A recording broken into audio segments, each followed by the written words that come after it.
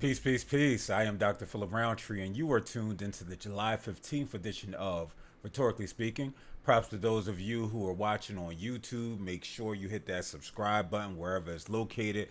Also, make sure you like, you share. You can even hop in the comments because I know it's going to be some of them, and it might be some of y'all, right? It's going to be some of them, and it's going to be some of y'all in the comment section. Also, props to those who are listening on wherever you stream podcasts, whether it's the Spotify's, the Apples. I don't even know what's out there because it's been a minute since I've been on. And so, listen, 7 months, it's a long time. It's been some topics that I've been wanting to get on and have conversation about. I've been able to get on some other folk podcasts and speak truth to power on real topics. I'm not as clever as Eminem with that whole Diddy line that he did. You know what I'm saying? I mean, he's corny. Y'all know how I feel about Eminem. For those of you who know me, but yeah, that's one of the topics that I really wanted to get on and have conversation about. But I was just taking time to rest, man. Taking time to be present. Taking time to explore other interests that I have. But y'all know I love this, right? And those of you who follow me on social media, you know I've been writing up a storm on various topics over the last 7 months since the Claudine Gay saga, which boy, whew, yeah, we talk about just the beginning. That was just the beginning of so much that's been happening here in this nation and here locally in Philadelphia where I am based. But I knew it was going to take something to bring me back. It had to be. I was coming back regardless, right? But I needed that, right? That, and I think we got it. I think we got it. Right now, unfortunately, it's what some folk call tragedy, right? Of some folk dying. Listen, my mom always told me, she said, Phil, if you don't got nothing good to say, don't say it. But you know me, I'm probably going to say it anyway. Probably going to say it anyway. So listen, I'm gonna get right into it. This is not gonna be a long episode because I'm trying to put my foot back in the water. You know, I gotta put the big toe in and get a little comfortable. My wind, right? This like me trying to get out here and run like 4-5 miles, and I haven't walked the block in about 8 years. So I'm gonna take my time. I'm gonna take my time, but I appreciate y'all taking this ride with me. So listen, today we're going to dive into some critical analysis, my thoughts on, for some, is a deeply unsettling event. What am I talking about? I'm talking about the recent attempted assassination of your former president, now mine, 45, Donald Trump. We're going to talk about the political and social ramifications of this act and what it says and means for our society. So, for those of you who have been under a rock, haven't been on social media, have no idea what's taking place, on Saturday, July 13th, at a Maga rally in Butler, Pennsylvania, which is about 6 hours from Philly and an hour from Pittsburgh. If you aren't familiar with the saying here in Pennsylvania, you may be wondering, well, in some years it goes Democrat, some years it goes Republican. The saying is, between Pittsburgh and Philadelphia is Alabama. So they call it Pennsylvania. You'll find a lot of older white folk who still uphold these MAGA ideals as we see. Hence the reason why y'all mans was elected president before. So, but it's situated. It's not necessarily situated between Pittsburgh and Philly, but it's still an hour past Pittsburgh. So we're talking about the attempted assassination of Donald Trump. Now listen, we know that assassination attempts on US presidents are not unheard of, but they're rare, right? They're rare.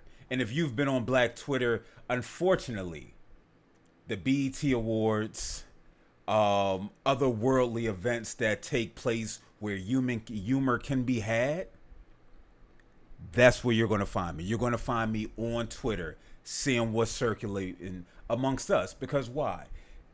We recognize that for black folk, this idea of humor, this idea of soul food comes from a place of hurt and pain at times, and also an attempt to make sense of what's happening to us, right? Everybody not going to understand it. This ain't for everybody. This for us. This is what they used to say on Facebook. This is an insider or whatever they used to say. I'm still on Facebook. I'm one of them old folk. But like, this is an insider. So only those who know. And so if you have been on Black Twitter, you've seen pics and gifs and spoofs of not only this alleged Trump assassination. And I don't know who that brother is that came together. It looked like it was at a football field of some sort. He had folk around. He had the wig. He had the suit. I'm like, damn, this just happened. But we talking about folk are crafty. Folk are clever. And I'm not here to discuss the moral and ethical responsibility of a people who've experienced historical trauma. I'm not here to do that. I'm gonna laugh and I'm gonna let the jokes fly. All right. But what we also saw was we saw depictions of Lincoln's killer, right? John Wilkes Booth, like looking. I forget what video they used. It might have been from Pay the Fool, and so they're looking, right? And it's just like, dog, what is you doing? You missed him, right? We also talking about Kennedy. That I haven't really seen that as much. I've seen about one or two, because again, Kennedy is supposed to be one of, I ain't gonna say one of us, right? Because there's no in hell, because that's just not the game. But we have a little bit more respect for Kennedy. As far as Lincoln, they talk about he freed the slave. That's another conversation. That's another pie. That's when I get my win back and I can really go in. And also, we saw pics and gifs about the attempted assassination of Mr. War on Drugs, Mr. Welfare Queen, stereotyping himself, Ron Reagan. May he burn in that place that if I was a believer in that way, I would say I hope he's over there just crispy. But I digress. But ultimately, no matter what side you fall on, one recognizes that these events have real impact on not only the nation's psyche, but the political landscape. And so for me, I want to look at how this recent assassination attempt fits into that historical context, right? And more specifically, what it signals about our current political climate. Now, listen, what I won't do is discuss the shooter, right? I'm not going to discuss the shooter because he had one job and he missed. And you might be like, oh, Phil, you're a social worker. You shouldn't be saying you hope that people die. I'm not saying that. All I'm saying is he had one job and he missed. Do with that what you want. Nor am I going to discuss the guy who was killed, right? Who folk are calling a quote unquote hero. I wanted to see who it was. I wanted to see what his get down is, because if you're at a, and this isn't one of your old school Republican rallies, we've seen on January 6th what MAGA supporters do and what they're capable of. So for folk to attend this rally, you condone violence, you condone Charlottesville, you condone genocide. And sure enough, I went to that guy's Twitter, and all I'm gonna say is, death is in the tongue. And just like the body keeps score, karma keeps score. That's all I'm gonna say. And lastly, I won't discuss the various conspiracy theories that are floating about. But what I will say is, in a world of supposed fake news, I get it. I get why folk are questioning. I've seen The Manchurian Candidate. I've seen, what was my show on Showtime? Homeland, is it Homeland? Not Homelander. Right, not Homelander. Even though we know the boys next season, they're going to come and definitely cover this. But I think it was Homeland. But ultimately, what we are going to discuss is just really the political implications. Right? And so this event intensifies an already polarized political atmosphere. We know that the nation is divided on many fronts. And honestly, from my perspective, will only further divide. But that presupposes that there is or ever was a we, and that there's ever been unity. That's not what this is. That's not what America is. We operate, we operate in silos, right? But if you listen to political leaders, whether national folk like Biden, Obama, or local leaders like Mayor Sherrell Parker, or any Democrat for that matter, you'd think that political civility here in America is a thing. They've called for calm, civil discourse, and in my estimation, have made asinine statements like violence has no place in American politics, when the very existence of America and its political system is rooted in the violence of people. Just think about that. Whether nationally against folk of the African diaspora, women, children, the poor, queer, or if we even want to go international, Palestinians are still being murdered, still being slaughtered. Folk of Asian descent. Go check out what the homie, he ain't my homie, he's a Maga homie. But go check out what the boy who said I'm not talking about, what he said about the relationship he made between the Japanese and Palestinians.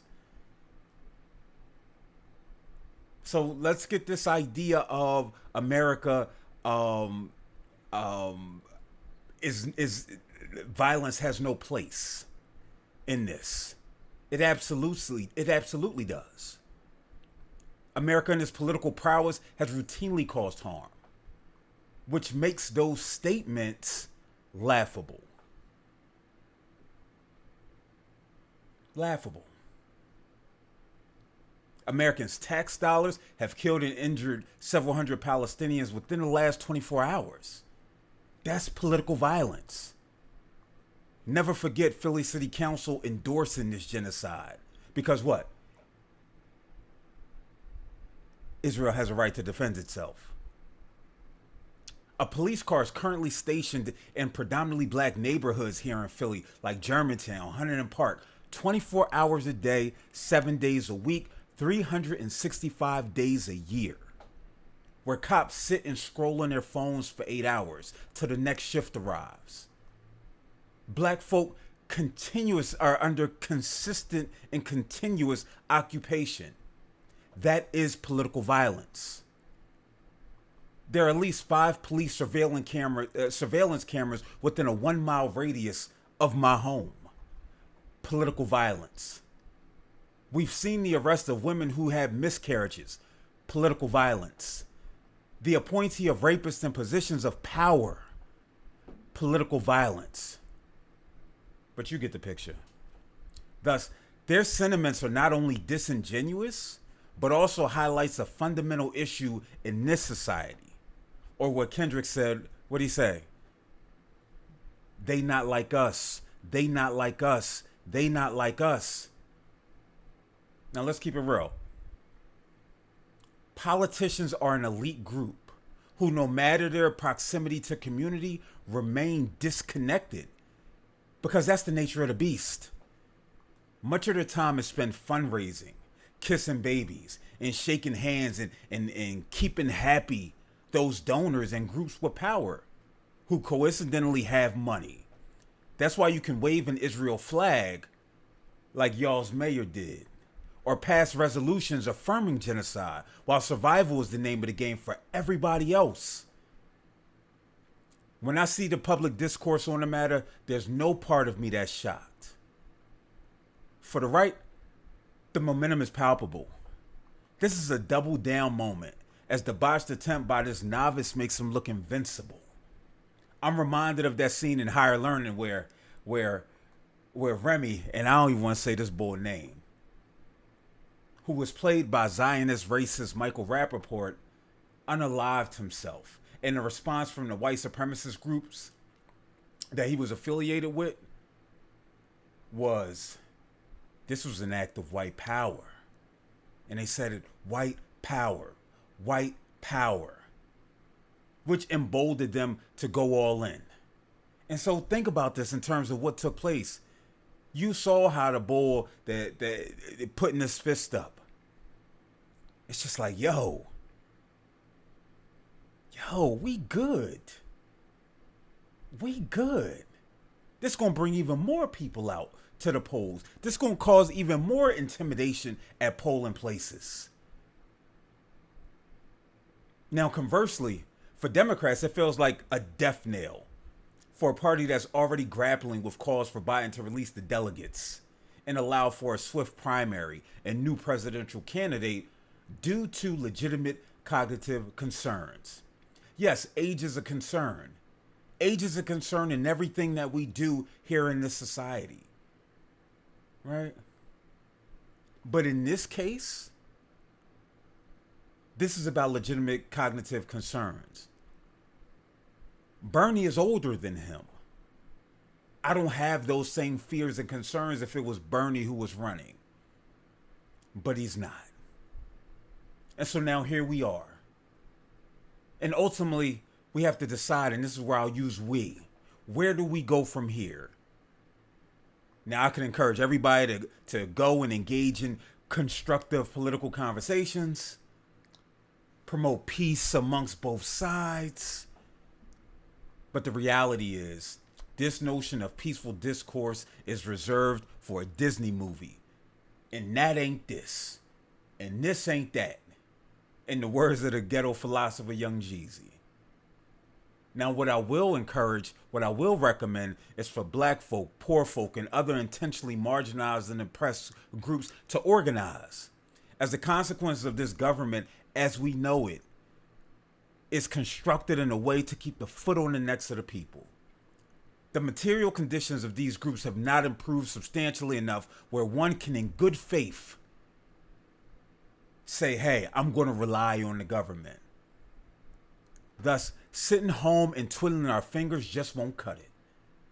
Although I understand the impact of psychological warfare against us all. Like I said, man, this going to be brief. We going to get to it. Yeah, we can have some fun and games and joke about the matter of what took place. We could talk about conspiracy theories. But this ain't that time. Not for me. Right? For me is assessing who aligns with my values. And when November comes, make that decision devoid of fear, recognizing the potential consequences of my decision making, but recognizing the change that we ultimately desire is not going to come from the status quo. Now, with that being said, listen, I appreciate you all for tuning in. Again, hit that subscribe button, man. Right? Hit that subscribe button, hit that like button, hit that share button, and I'll be back. Peace.